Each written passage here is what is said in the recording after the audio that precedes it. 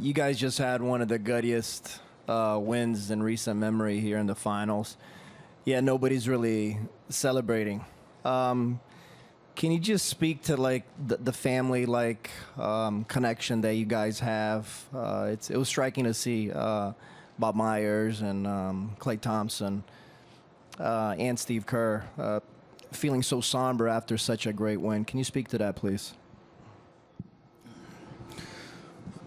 Everybody gets so wrapped up in chasing championships and the greatness that you see on the floor, but life is more important in terms of caring about an individual and what they're going through on a daily basis. And you see the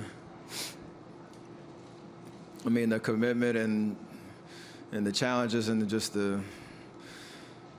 what's been thrown at KD this whole year really. And he gave us what he had. He went out there and sacrificed his body, and you know how it turned out. So a part of our mentality and like the experiences, the shared experiences that we have as a team and what we've all been through, that's way more important than anything that happens out there, long term, anything that happens on the court. And I just feel so bad for him, to be honest. Like nobody should have to go through something like that, especially with this stage that we have. Third row in the back.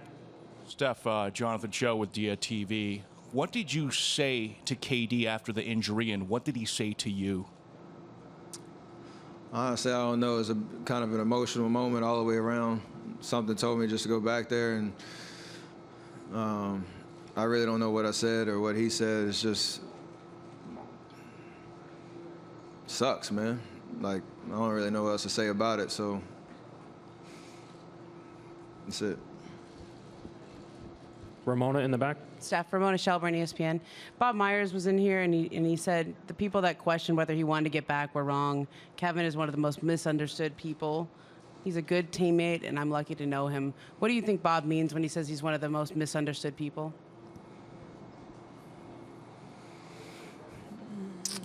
When you are on this level of greatness and everybody's kind of poking and prodding and trying to,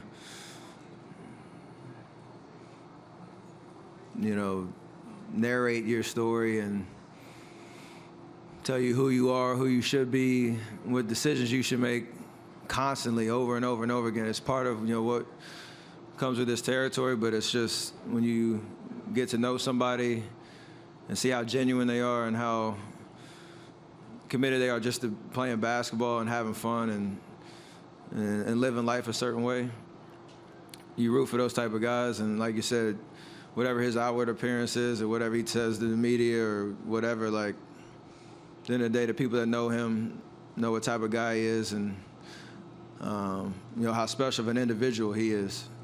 So all those emotions come into it when you see him go down like that, where he's giving us everything he has. And it's not even about, this series, it's about long term.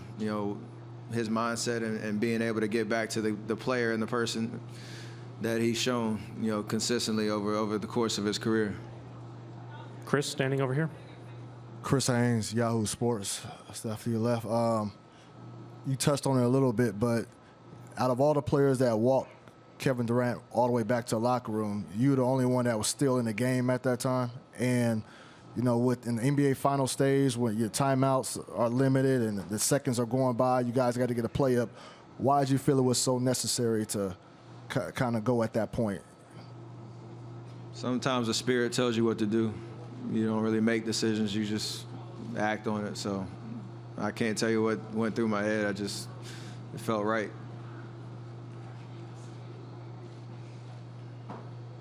Second row on your right.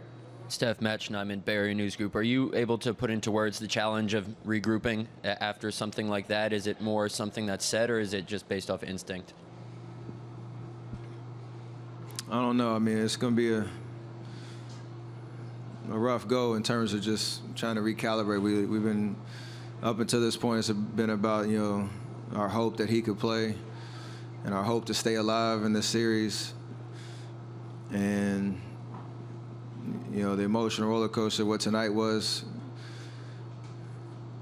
get on this flight tomorrow, go back to the drawing board when we get home. And I think the biggest thing, the biggest advantage is, you know, being at Oracle Arena one more time where our fans can really get behind us. And, you know, we're going to have to will ourselves, you know, for another 48 minutes to stay alive, and whatever it's going to take from every single guy in our jersey. So I don't know really what if there's going to be a speech in the locker room, if there's going to need to be words at all. We understand the moment, and I think we can rally. Consider how the second half went tonight. Left side over here.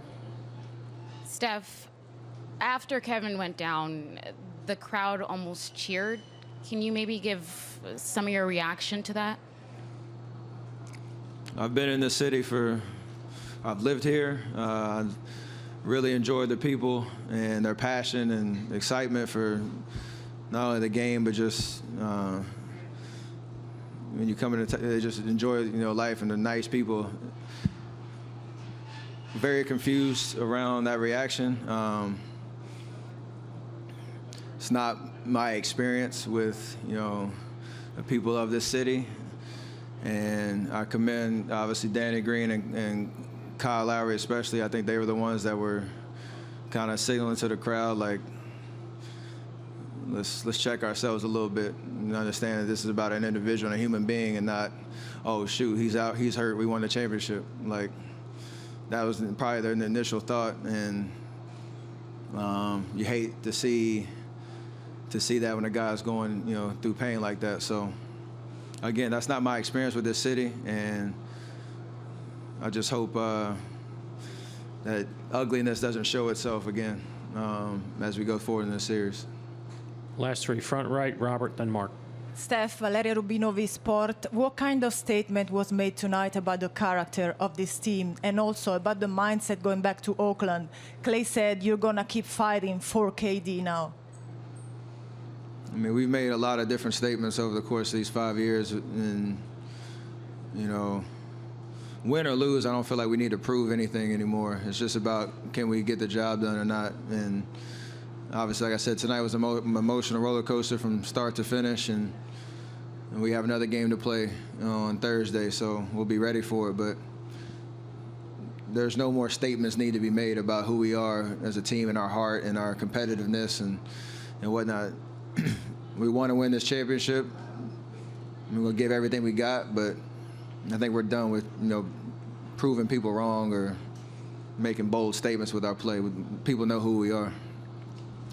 Robert?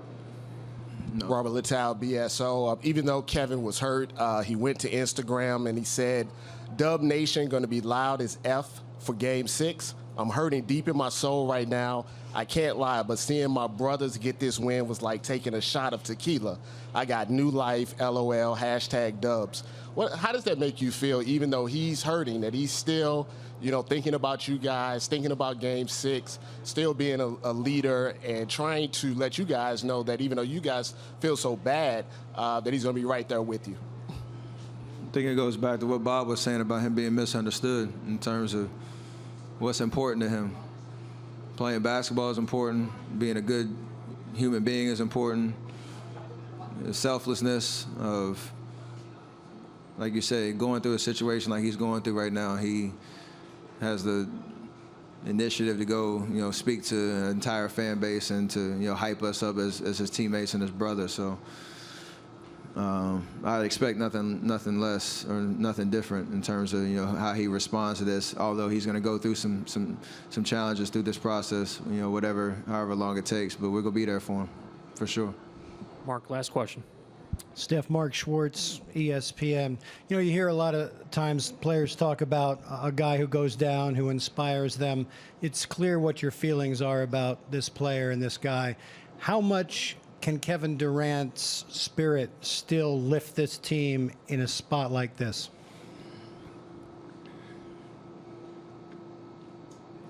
I think just in terms of the opportunity we have in front of us, like, you know, in 2 days, you know, we'll be suiting up in front of Oracle Arena, like you said, with the amazing atmosphere and an opportunity to play for him and to kind of honor the sacrifice, I guess, he made in terms of putting his body on the line tonight. And we're going to give everything we got. I'd like to say it's guarantee a win, but who knows how it's going to end up. But we're going to give everything we got. We're going to fight. We're going to compete. And I know if we get a chance to talk to him in the next 2 days, that's what he would expect. So I'm excited about that proposition in terms of what we have to do on Thursday. But at the end of the day, it's still heartbroken for a guy that gave everything he had for us.